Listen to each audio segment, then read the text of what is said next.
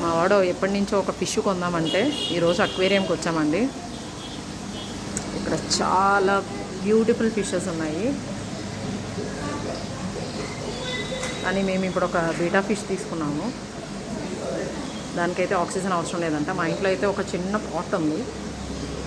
So మిగతా fishes అన్నిటికీ, ఈ ఫిషెస్ అన్నిటికీ వాటర్తో పాటు ఆక్సిజన్ సప్లై ఉండాలంట.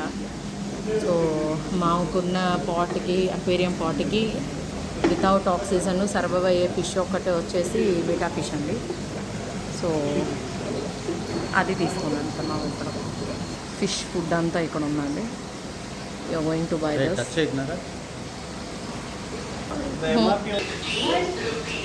Thank you, sir.